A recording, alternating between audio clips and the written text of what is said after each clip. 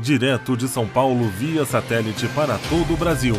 Um espaço democrático para debate na sua TV. Começa agora com o Brasil Debate, com Fernando Mauro.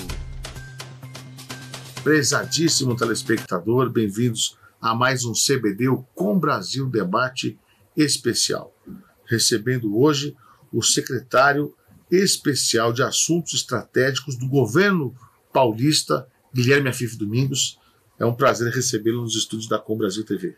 Fernando, é um grande prazer revê-lo, reencontrá-lo. É uma alegria. Secretário, eu já vou começar com um assunto que eu diria que é um tema que ele traz aqui, porque eu pedi muito para ouvir isso por parte do governo do Estado, mas o pessoal me falava o seguinte: calma que ainda não está oficial. Espera um pouquinho que ainda tem algumas fases para a gente poder falar a respeito desse tema. Eu confesso que lhe vi em outras emissoras falando sobre essa questão, que é a questão da ida do governo do Estado de São Paulo para o centro, para uma, vamos chamar assim, a cidade na realidade saiu do centro e agora está querendo voltar.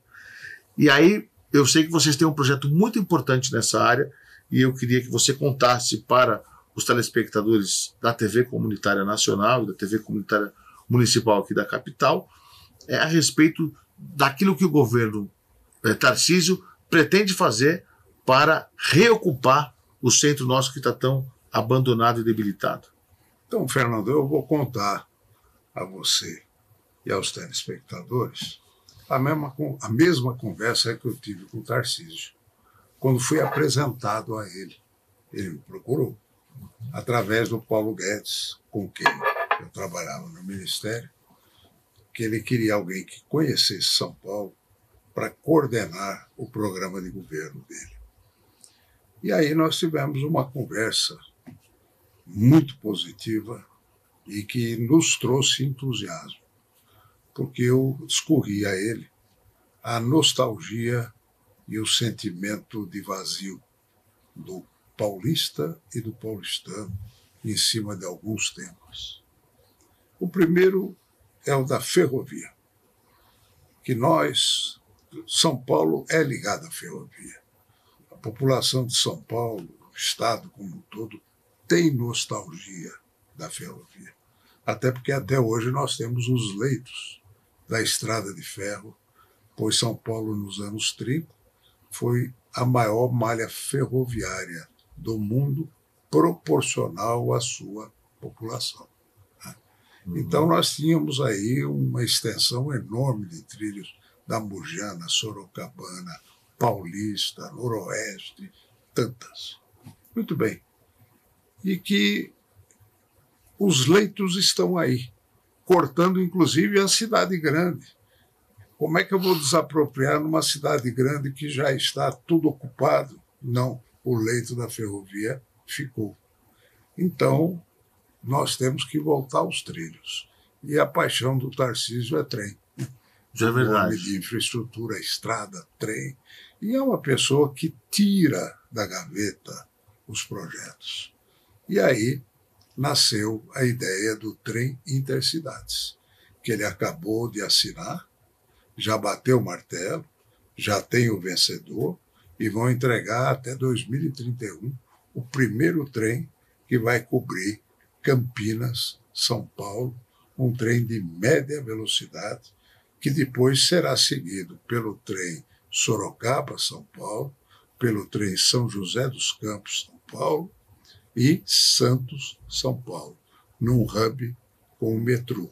Portanto, você vai ter transporte com hora marcada de passageiro para aliviar as nossas estradas que estão hoje absolutamente intransitáveis. Agora, quando essas linhas, por exemplo, vierem do interior do estado para a capital, devem parar ali na Estação da Luz ou em outros hubs? Porque... Não, nós temos ali os hubs que estão sendo definidos dentro da própria Lapa. Né? Serão feitos. Existirão outros lugares em que esses trens. Exatamente, vão... desde que haja confluência com o metrô. Porque você vai. É como nos Estados Unidos, o sujeito trabalha em Nova York, ele mora em New Jersey. É 1 hora de trem. Só que é o trem com Wi-Fi, com serviço de restaurante. Ele vem trabalhando no trem. Chegou na cidade, ele pega o metrô e vai para onde ele quiser. Ele pega a malha do metrô. Então, o que substitui pneu é trilha, não tem jeito. Né? Então, esse foi o primeiro choque. Né? Primeiro ato. De identificação nosso. E aí eu falei do segundo, que o paulistano tem uma enorme nostalgia da cidade dele. Porque o paulistano é bairrista. O paulistano, ele é da Moca, ele é do Brás, ele é de Pinheiros, ele é da Penha. E ele tem lá, tem jornal do bairro, tem a comunidade, né? O Ipiranga, né? Tem toda a história do Ipiranga, são muito ciosos. Então, onde ele mora é o local dele. Aquilo é dele. Agora, o de todos se chama cidade, não centro. A minha avó falava, vou para a cidade. Eu falava, avó, como é que você vai para a cidade? Nós já não estamos aqui na cidade de São Paulo? Ela falava, não, eu vou te explicar. A cidade é onde tem a Botica, a Veado Dor na época, a Casa Sloper, a não sei o quê. Eu falei, mas, então tá. Aí eu acompanhava ela para chegar naquilo que hoje nós conhecemos como centro, mas para minha avó era a cidade. Para todos é a cidade. Porque o bairro é meu, a cidade é de todos. No caso, seria o centro. E a cidade de todos foi abandonada. Virou terra de ninguém. Né? Ninguém mais mora no centro. O centro vira cidade fantasma, depois das 6 horas da tarde. Não adianta você incentivar só em escritório se você não tiver um incentivo da volta da habitação como uma cidade normal. E aí foi o segundo projeto que o Tarcísio se entusiasmou para nós tocarmos juntos, que é o projeto de trazer o governo do Estado inteiro para a Praça Princesa Isabel, numa espécie de esplanada. Como tem em Brasília, só que ali só seriam as secretarias, é isso? Sim, só que com uma diferença. Você tem que ter fachada ativa. O que é fachada ativa? Comércio embaixo. Todos os prédios eles serão um shopping ligado à praça. Como Brasília, você vê aquela praça, a esplanada dos ministérios é vazia. Né? Não tem vida. Tem vida. Não tem vida. Só quando tem manifestação. Exato. Você tem que ter vida ali. Então, e onde fica, quem fica ao fundo? O Palácio Campos Elíseos. É uma esplanada linda, com o Palácio dos Campos Elíseos lá na ponta, e a estátua do Caxias. Essa estátua do Caxias nós não damos valor, mas quem fez foi Brecheret. Brecheret. Que é também quem fez o nosso querido lá do Irapuera. Monumento dos Bandeirantes. Ali, que Monumento das Bandeiras. Que o pessoal chama de empurra. Monumento do empurra. Popularmente estão ali. Mas, na verdade, foi o Brecheret, que é a maior estátua equestre do mundo. Não tem uma desse tamanho. Tanto é que o Ademar... tem próximo é no Porto de Pedro IV para eles, Pedro I para nós, no Porto, em Portugal. E aqui, quando foi inaugurado, antes de içarem o cavalo, o Ademar de Barros deu um almoço na barriga do cavalo, para você ter uma ideia do tamanho. Da extensão. Um almoço de 50 talheres. Cabiam 50 sentados. Então, nossa, é uma estátua. É um cavalo de Troia. Mas ali não, ali é um monumento. Agora, secretário, eu lhe pergunto o seguinte: quando o senhor fala desses prédios com a fachada ativa, significa que esses empreendimentos serão construídos? Sim. Ou seja, deve existir uma desapropriação, imagina algum pedaço ali, para você construir do zero. Toda a área lindeira, a praça, ela será desapropriada. Eu vou até aproveitar para mostrar algumas imagens. Produção, por favor, enquanto o secretário fala, vamos tentar buscar algumas imagens em que a gente mostre a Praça Princesa Isabel para que o telespectador que nos acompanha possa ter uma ideia espacial daquilo que nós estamos falando. Desculpe atrapalhar. Perfeito. Então, Essas áreas lindeiras, são 4 quadras, elas serão desapropriadas, com exceção de algum imóvel de interesse social que já esteja em estado avançado de construção, e ou alguns prédios com alta densidade de ocupação, que ficam perto da Duque de Caxias. Um flat, algum... São exceções que nós vamos. O restante, nós construiremos 12 edificações, num espaço de construção total de 450 mil metros quadrados, sendo de área útil, carpete, 240 mil metros. Hoje, nós ocupamos 850 mil metros quadrados, em 60 prédios esparramados por São Paulo.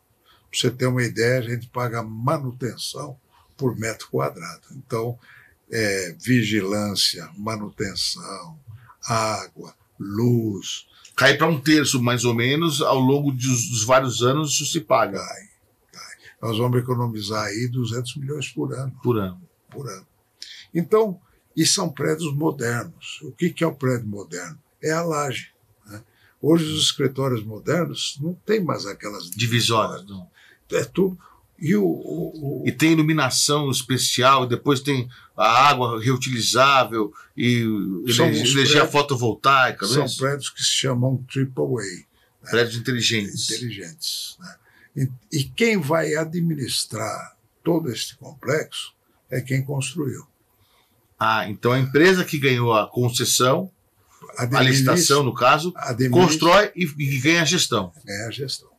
Por 30 anos. Esse é o cálculo que nós fizemos, porque esses prédios retornam para o Estado. Com exceção das lojas. Das lojas, tá. São privadas. Tá? E o estacionamento público, porque... Subterrâneo. Os dos prédios não, porque são inerentes ao prédio. Tá. Mas você terá embaixo da praça mais estacionamento para poder dar condições do pessoal usar. Como tem ali na Paulista, acho que perto do Hotel Tivoli, tem uma praça bonita e um subterrâneo enorme, parece uma cidade. A Europa inteira é assim. É assim. Prédios históricos com subterrâneo para poder, senão você não tem locomoção. Como circular. Né? Então, com isto, nós pretendemos levar 24 a 27 mil funcionários públicos para o mesmo local, porque irão todas as secretarias e todas as autarquias e empresas estatais, com uma ou outra exceção, mas o grosso vai esse. Com isso, você movimenta, dá um grande impulso de movimento, mas não basta. Você tem que promover a habitação no entorno. Precisa a iniciativa privada e o próprio poder público incentivar a moradia no centro. Das habitações de interesse social, que cabe ao Estado promover, e das habitações para a classe média, que cabem às construtoras ofertarem, ao invés de estar construindo nas periferias. Então você pode, porque lá tem todo um sistema de transporte, de trem, de metrô, de ônibus. Todas as linhas estão interligadas no centro, portanto o centro é muito bem servido em matéria de locomoção. E para o funcionário público que vai para lá, ele vai ser incentivado, inclusive, a adquirir um imóvel de moradia perto de onde ele trabalha, porque ele pode ir a pé. O grande sonho é você andar a pé. Portanto... morar perto do trabalho. Morar perto do trabalho. Circular a pé. Hoje as pessoas têm medo de circular a pé no centro. Aí entra o aspecto de segurança. Todo o comando da Polícia Militar e da Polícia Civil estarão lá, junto com o governador, na retomada do centro de São Paulo. Portanto, começa uma nova era que nós esperamos poder motivar a população a perder o medo do centro e o centro voltar a ser um bairro normal. Agora, para fazer essas fachadas, esses prédios, eu imagino que deva existir um concurso público em que as empresas de arquitetura estejam disputando, como teve Brasília nos anos 60. Mas ali só o Niemeyer ganhava, né? Ele e o Lúcio Costa. Né? O que foi feito. Como é que vai ser São Paulo, o modelo? São Paulo, o modelo nós chamamos o Instituto dos Arquitetos do Brasil, o IAB. É o IAB que vai comandar o processo de seleção, que será um concurso público. Nós estamos pagando para o vencedor R$850 mil de prêmio, para o segundo colocado R$100 mil de prêmio e o terceiro colocado R$50 mil de prêmio. O vencedor fica com o direito de fazer o projeto executivo, que o preço já está mais ou menos fixado como teto de até R$25 milhões pelo projeto. Portanto, vai ter uma concorrência bastante acentuada, porque já começou, já está andando isso. Todas as condições do concurso já estão publicadas no site do IAB, do Instituto, e os arquitetos estão se organizando. Até porque tem muita gente que está procurando parceria com arquitetos de fora, porque para entrar no concurso, um arquiteto de fora não pode entrar se não for em consórcio com um arquiteto brasileiro. Portanto, é um concurso bastante aberto em termos de visão de arte. Mas nós queremos prestigiar o arquiteto brasileiro. Você citou Brasília. Desde Brasília, não se tem um concurso de arquitetura com essa magnitude, né, que abrangesse um número de novas revelações de arquitetos. Então ficavam sempre os mesmos. Chama o Niemeyer, chama o fulano, chama o Beltrano, sem concurso. Com isso, você impediu a revelação de novos talentos, utilizando os seus talentos em obras grandiosas do Estado. Ok.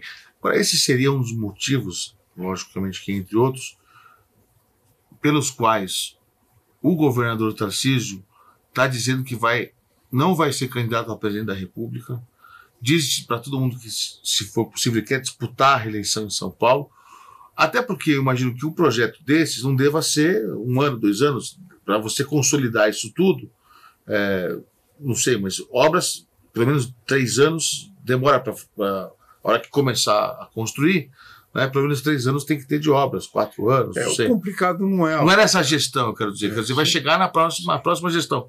É lógico que ele tem outras entregas a fazer, né, no estado de São Paulo. Mas eu acho que isso é uma das questões que desanimou ele para concorrer ao Palácio do Planalto, dizendo o seguinte: eu tenho que resolver muitas coisas em São Paulo.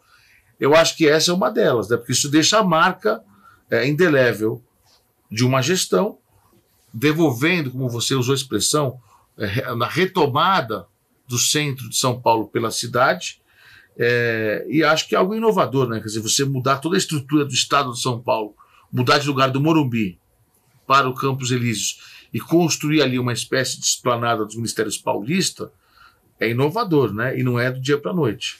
É um legado. É um legado. É aquilo porque é a maior intervenção urbana já feita, e a prefeitura sozinha não teria condição de fazer. Não teria. Daí a importância da aliança da Prefeitura de São Paulo com o governo de São Paulo para poder completar todo este quadro. Agora, a visão do governador é permanecer. O problema é que na política você não pode planejar muito. Não se sabe. Não se sabe. Mas eu posso lhe garantir que a intenção dele é completar o ciclo de 8 anos, se o povo lhe der a condição de reeleger-se. Tarcísio só tem 47 anos. Quer dizer, ele tem o tempo a favor dele. Pode esperar um pouco. Pode. Sempre você tem que esperar, a não ser que apareça uma coisa que você vai ser nomeado. Bom, nomeado é Ministro. uma eleição. Não, uma eleição ganha. Ah, sim. Não é o caso. Não é o caso. Você tem uma disputa ainda severa, tá? Eu espero que encontrem os candidatos, inclusive, com uma boa renovação de quadros, e eu tenho certeza que o Tarcísio um dia será presidente da República pela sua capacidade e pela idade que tem. Só que essa capacidade ela precisa estar demonstrada nas suas ações de governo e tem que completar um ciclo. Agora, secretário, o senhor já foi ministro da micro e pequena empresa, o senhor já foi presidente nacional do SEBRAE, o senhor já foi aí presidente da CACB, eu não sei se foi presidente da CACB, foi também da CACB? O presidente é mérito. Enfim, quer dizer, tem toda uma vida assim, entregue à questão do liberalismo, à questão de desenvolver a micro e pequena empresa, de defender essas bandeiras. E eu lhe pergunto, no governo do estado de São Paulo, você está numa pasta que deve, imagino, ter interlocução com outras pastas, como a Fazenda, por exemplo, e uma das maneiras de você incentivar setores, por exemplo, a micro e pequena empresa, é através de renúncia fiscal, é através de você desonerar determinados segmentos, entre outras possibilidades. Na realidade, dizem que o Estado muito ajuda quando pouco atrapalha, né? E eu queria lhe perguntar, como é que está esta sua atividade, que também é uma bandeira, é um legado que você deixa também para o Brasil na área da defesa da micro e pequena empresa? Como é que você está atuando nesta área à frente da sua pasta de projetos especiais, conversando com as demais pastas? Bom, eu estou muito dedicado a esse projeto. Ok. Esse projeto me toma praticamente todo o tempo. Todo o tempo. Porque para você, eu ia falar que a construção é o mais fácil. E é? O problema é você chegar na construção. Você enfrentar uma desapropriação. Você enfrentar os obstáculos que jurídicos. Você levou, jurídicos, Ministério Público, oposição. Tudo isso você tem que estar preparado. Alguém pode se opor a um projeto como esse? Tem alguém que se opõe? Se opõe. Diz que o projeto é isso, o projeto é aquilo, está expulsando os pobres. Então, e você tem acomodação para tudo. Né? Mas até você chegar, você tem que gastar muita saliva. Né? Então, o projeto já está lançado, já está colocado. Nós vamos ter que administrar um concurso público, que é esse Instituto de Arquitetos do Brasil. Exatamente. E também você administrar o processo das desapropriações e da reacomodação daquelas pessoas que convivem na praça, que não adianta você também mandar ela para o espaço. Mas você pagar a indenização para aquelas pessoas, elas vão para outro prédio, né? Tem uns que você paga e vai para outros prédios. Outros você vai ter que locomover com uma população de cortiço, com habitação dentro da habitação popular, conforme prevê a própria legislação. Então você tem uma administração barulhenta. Tá? Mas nós vamos enfrentar, estamos preparados. Então eu estou muito dedicado a isso. Mas eu não esqueço a bandeira da minha vida. Eu me dediquei 40 anos, né? Desde a Constituição, quando inseri o tratamento obrigatório diferenciado aos pequenos, e daí a legislação posterior do Simples, do MEI, quando eu levei a ideia para o presidente Lula, no ano de 2004, 2005, que foi aprovado em 2008, foi o MEI que me levou, pelas mãos da Dilma, ao Ministério da Micro e Pequena Empresa que ela criou, e que evoluímos bastante aperfeiçoando a legislação. E o mais importante da micro e pequena empresa é que ela passou a ser uma prioridade dentro do Congresso Nacional. Ela não é prioridade na maioria das autoridades financeiras e monetárias. Tem muito economista de planilha que é contra a micro e pequena empresa porque é renúncia fiscal. Renúncia fiscal, coisa nenhuma. ela paga até mais imposto que paga empresa do lucro presumido. Você sabe disso. Ou do lucro real. Ou do lucro real. O que acontece é o seguinte... Gera emprego. Ela gera emprego. E o que se buscou foi facilitar, simplificar a forma de se cobrar tributo. Eu só lamento que a reforma tributária no Brasil não tenha pego o simples como exemplo, de você unificar o processo e depois distribuir. Você veja que o simples hoje, você tem uma única contribuição, que é dividida entre federal, estadual e municipal. Você não tem queixa. O sistema funciona muito bem. Agora vem uma reforma tributária complexa. Estão hoje trabalhando. E eu tenho que ficar de vigia. É isso que eu ia dizer. Se não vai prejudicar a micro e a pequena empresa. Então, porque... eu estou vigilante. Todo dia estou vigilante e acompanhando. Eu não estou omisso. Porque eu vejo, né, secretário, que existem algumas questões, como, por exemplo, dizem o seguinte: o Brasil é o único país que não tributa dividendos. Certo, mas tributa na fonte. O sujeito recebe, por exemplo, fechou o ano, a empresa recebeu R$1 milhão. Ela vai pagar um imposto referente àqueles R$1 milhão. Não importa se a empresa teve lucro, se teve prejuízo, o governo não quer saber. Ele quer arrecadar em cima da receita da empresa. O dividendo. Agora, depois da receita da empresa, você tem o dividendo, que não tinha no Brasil. A distribuição de lucros não era tributada. Agora querem tributar. Aí que está. O senhor acha que isso é algo importante, justo? O dividendo, ele está tributado na empresa. Se a empresa paga... Uma alíquota de imposto de renda. Quando veio o argumento do imposto pago na distribuição do dividendo, o Paulo Guedes, e eu respondo por ele porque eu estava lá, Sim. Ele falou, tudo bem, só que em vez de pagar 35% de imposto de renda, a empresa vai pagar 25% de imposto de renda. Para ser justo. Para ser justo. E você tem a margem do dividendo de 10% que você paga sem distribuir. Se você não distribui e reinveste na empresa para ela crescer e gerar emprego, você não vai pagar. Você paga quando distribui. Aí é uma coisa equilibrada. Essa foi a proposta do Paulo Guedes. Passou? Não entrou a taxação de dividendo. Ficou a mesma tributação, os 35% da empresa.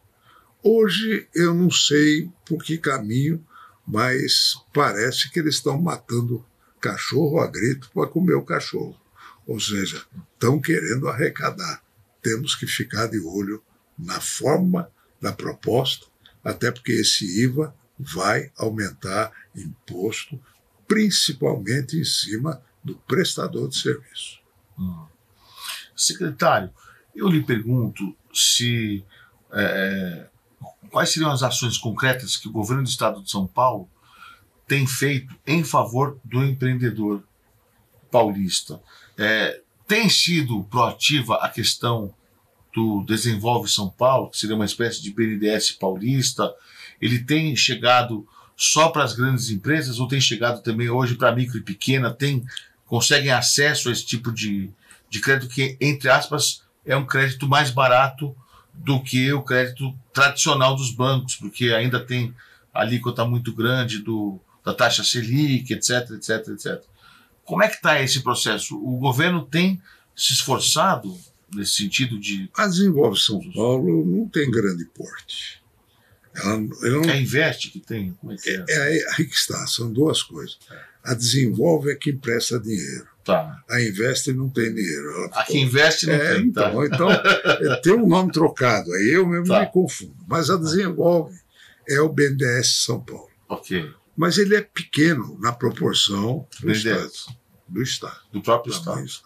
Eu fui presidente há 40 anos atrás do Badesp, que era o Banco de Desenvolvimento do Estado de São Paulo, que acabou sendo fundido na estrutura do Banespa. Okay. E depois sumiu. Né? Depois, o Banco do Brasil comprou, né?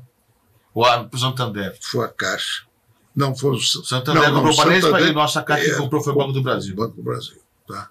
Então, o que acontece hoje é que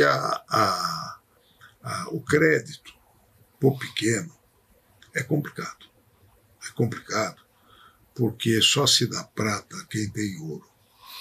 É o problema da garantia. Deixa o imóvel, deixa, sei lá o que, carro, imóvel. Se você tem bens reais para dar em garantia, você tem acesso ao crédito. Se você não tem bens reais para dar em garantia, o crédito é mais difícil, porque a inadimplência é alta. E a inadimplência sendo alta, a taxa de juros é mais alta para cobrir o custo da inadimplência. Porque quem paga, paga por quem não paga. Esse é o problema. Ou seja, os bons pagam pelos maus. Os bons pagadores entram no mesmo balaio do que não paga direito. Então, esta é a cultura de crédito entre nós. Como é que você resolve isso? Primeiro, cadastro positivo, que começou a entrar, mas ainda ele não está bem depurado, que é o bom ter uma taxa de juros proporcional ao que ele... Ao seu pagamento, à sua pontualidade. Sua pontualidade. Então, esse processo do cadastro positivo ainda está engatinhando no Brasil. O segundo ponto são os fundos de aval. Eu criei, quando estava no Sebrae, o primeiro fundo de aval, que é exatamente você avalizar a operação daquele que você assiste.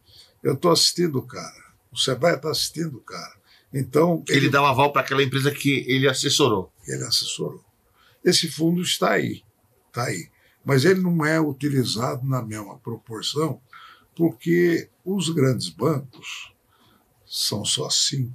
Né? Preferem dar o dinheiro de outras fontes, cujo juro é maior, e acabam não usando esse... Sim, senhor. Talvez banco estatal, tipo Caixa Econômica Federal e Banco do Brasil, ainda tenham acesso a isso? Tem uma espécie de Pronamp. É tudo a mesma coisa. Mesma coisa. O Pronamp foi porque foi dinheiro do Tesouro. Foi eu que ajudei a criar o Você que ajudou a criar o Pronamp. Claro, eu estava lá. Que inclusive salvou muita gente na pandemia. Foi o que salvou, salvou realmente. Tinha muita empresa, eu lembro aí, que ia quebrar. Eu, inclusive... A gente falou, que não quebrei por causa do Pronamp. Eu, inclusive, aconselhei o Guedes, à época, o seguinte: vamos fazer o seguinte, chama a Receita Federal, que sempre deu má notícia para qualquer correspondência da Receita, é má notícia. Tá? Sempre cobrando. Vamos dar uma boa notícia? E qual seria? Todos vocês que estão em dia com o imposto, nós estamos oferecendo a você uma linha de crédito correspondente ao montante que você declarou em X% para o teu capital de giro para aguentar a crise. Isso a Receita Federal que comunicava? Comunicava. Porque ela tinha o rol, ela sabia do... Você vê quanto a pessoa devia e quanto pagava de imposto. Ou seja, sabe quanto que aquela empresa emitiu de nota fiscal. Sim. Então, você que está... Então, X% do que você me pagou, eu vou te disponibilizar com uma taxa de juros lá embaixo para você enfrentar a crise. Foi isso que salvou esse preço. Foi isso que salvou. Entendeu? Então, e ficou provado que esse dinheiro do Tesouro, ele voltou. Tanto é que... O pessoal pagou em dia, traduzindo. Paga em dia. Porque não quer ficar inadimplente. Porque já era o adimplente, que é o cadastro positivo que o senhor sempre defendeu. Claro. Então, dentro desta situação, o que estava melhorando antes da alta da taxa de juros era a presença das fintechs. Que arejavam um pouco o mercado e não deixavam só os grandes bancões você tem uma ideia, recursos. Nos Estados Unidos são 6 mil bancos regionais. Né? Aqui nós temos 5 nacionais. Acabaram com os bancos regionais, fizeram com as fusões, incorporações. Isso é na época do Delfim que começou, né? Agora que começa o surgimento de fintechs, mas que foram devidamente brecadas pelo aumento da taxa de juros. Que elas dependem da taxa Selic para emprestar. Sim, senhor. Mas se isso prosperar, isso vai ser competitivo para o mercado, porque você tem mais do que uma fonte de lugar para buscar. O juro precisa baixar. O juro precisa baixar. E para o juro baixar, é uma cabo de guerra. Você tem que diminuir o déficit público. Porque senão, quem vai tomar dinheiro no mercado é o rombo do governo, que impede a sociedade de se desenvolver. E paga alto por isso. Quanto não for entendido isso, não adianta agora o governo Lula. Precisamos gastar, precisamos economizar para poder sobrar dinheiro para livre iniciativa. Porque quando eles anunciam, este ano, esse mês, deu 180 mil vagas de emprego. Parece que é o governo que está dando o emprego. Não, é o setor privado. É o setor privado. Então vamos incentivar o setor privado. Por que você tem que controlar o déficit público? Para sobrar dinheiro no mercado, para ele poder investir e gerar emprego. É tão simples. Agora, eu queria entrar numa questão política, se você me permitir, para dizer o seguinte. Em determinado momento, eu lembro que você, acho que era vice do Geraldo Alckmin, e foi trabalhar no governo federal, a presidente era Dilma, exatamente na área da micro e pequena empresa, que foi sempre o seu... Desde o Juntos Chegaremos Lá, Juntos Chegaremos Lá, não é? Desde a época do Juntos Chegaremos Lá, essa sua campanha que ficou icônica, você defendia a livre iniciativa, o liberalismo, e aí eu lembro que quando você teve a oportunidade do convite, porque você sempre foi um homem ligado às associações comerciais, a FACESP, CACB e tudo mais, quando teve esse convite do governo federal, você falou, eu vou. E na época, o maior crítico seu era o Geraldo Alckmin. Oh, mas como é que vai trabalhar com o PT? Que absurdo. Você lembra disso? Aí... Eu fiquei 3 meses no jornal, eles me batendo. Sangrando. E aí, o que ele perguntaram? Como é que o senhor viu quando o Geraldo Alckmin foi trabalhar no governo federal, primeiro sendo vice do Lula e depois ministro da Indústria e Comércio? Vocês conversam sobre políticas públicas? Eu não converso, faz tempo que eu não converso. Não falo. O que eu estranhei foi ele... Ele é muito educado, você sabe, né? Ele sempre muito cordial e tal. Se ele encontrar, vai tratar bem, que é normal isso dele e tal. Não, sabe por que eu lhe pergunto isso? Porque ele está numa pasta estratégica para o desenvolvimento do Brasil, desenvolvimento da indústria e comércio. Mas pequena empresa não está com ele. Mas com o Márcio França você fala? Falo. Sim. Então, para mim é uma preocupação saber que o Estado de São Paulo é importante dialogar com todos, né? Eu falo com todo mundo. Até com ele, então, pronto, vai, que ele não convidou ainda. Pronto. A única coisa. Para um cafezinho, ele gosta de tomar cafezinho, o senhor sabe disso. Vamos tomar um cafezinho. Então, se ele convidar para tomar um cafezinho, o senhor vai? A única coisa que eu estranhei profundamente foi ele gritar Lula e cantar a música da Internacional Socialista. Aí foi demais, né? Você falou, eu fui para o governo, mas não cheguei a fazer isso. Não, eu fui para o governo para defender a minha bandeira. Eu fui para o governo para defender coerentemente. Mas o senhor não cantou a Internacional Socialista? Não, jamais. Eu sou um liberal de 4 costados. Não, eu tenho que lhe perguntar, porque às vezes é um processo que o pessoal, antes de tomar posse, você vai... A campanha presidencial minha foi a primeira campanha presidencial com a bandeira liberal. E quem escreveu o meu programa de governo na área econômica foi o Paulo Guedes. Bom, por isso também, posteriormente, você foi trabalhar com ele. Ele me chamou dizendo, sonhamos juntos lá atrás. Venha trabalhar comigo para a gente poder realizar o sonho projetado. E eu trabalhei com imenso prazer e continuo muito aliado a ele. Poxa, isso é interessantíssimo. É coerência. Você tem que ter coerência. O aspecto de eu ter ido trabalhar no governo Dilma foi... Seguindo a sua coerência. Minha coerência. E ela me prestigiou demais, todo o tempo. Mas ela acredita. Eu vou lhe fazer uma pergunta de vaidades. Por exemplo, o vice-presidente Geraldo Alckmin, como ele disse, ele gosta do cafezinho e tudo mais e tal. Mas na política tem muitas vaidades. Eu vou usar uma expressão que faz tempo que não se usa. Mas se ele...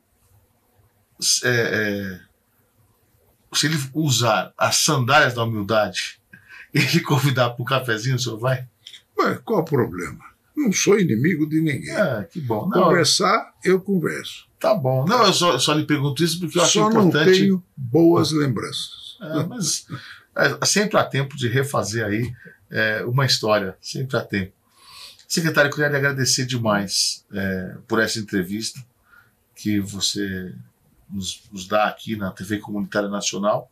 Há muito tempo, né? Você também já acompanha, até porque as associações comerciais do Estado de São Paulo normalmente fazem programa nas TVs comunitárias locais. Então, desde aquela época a gente já conversa, já se fala. Queria pedir para o senhor deixar suas considerações finais para o nosso telespectador que nos acompanha. Mais uma vez, obrigado pela sua presença. Nós temos que nos unir sob uma bandeira: a defesa do voto distrital no Brasil, que tem tudo a ver com a TV comunitária, tem tudo a ver com as associações comerciais, tem tudo a ver com Rotary, tem tudo a ver com Lions, tem tudo a ver com maçonaria, que são lideranças locais. É o Brasil de baixo para cima. Chega de Brasil de cima para baixo. Portanto, essa é uma bandeira que cabe como uma luva na proposta de vocês. Que bom. E eu estou sempre à disposição. Vamos falar sobre essas questões, sim. Eu acho que muito pouco se discutiu depois sobre a questão do voto distrital puro ou voto distrital misto. Pode ser o misto para começar, mas tem que começar. Você acha que o ideal é que avance para o puro? Não digo, começa com o misto? A tendência é ir para o puro. Só para a gente explicar para o telespectador, o voto distrital misto é aquele em que metade das cadeiras, são 70 federais, metade são eleitas pelo quadro geral de eleitores e a outra metade, as outras 35 cadeiras nos distritos. Então, se ele divide o estado de São Paulo em 35 distritos, o mais votado daquele distrito é quem leva a cadeira. É isso? Sim. Ou seja, quem é forte daquela região. É um voto majoritário e não proporcional. Porque no distrito eles vão disputar as lideranças locais. Até em 2 turnos. Até em 2 turnos, o senhor pensa? Por isso que você começa com os municípios com mais de 200 mil eleitores. Ok, tá bom. Não, vamos depois um dia vamos detalhar isso. Vamos um dia aprofundar essa temática, porque eu acho que é uma grande bandeira. É muito importante. Secretário, muito obrigado. Quero agradecer a você, telespectador, que esteve conosco neste CBD, o Com Brasil Debate, participando, na realidade, desta aula, né, que nós tivemos aqui com o Guilherme Afif Domingos, secretário especial de Assuntos Estratégicos do Estado de São Paulo, e que veio trazer para a gente boas novas, né? A retomada do centro, através do Estado de São Paulo, mudando do Palácio dos Bandeirantes do Morumbi para o Palácio dos Campos Elíseos, no centro da capital paulista. A você, telespectador, muito obrigado e convido-o para que continue ligado na programação da nossa emissora. Um abração a todos, até mais. Tchau, tchau.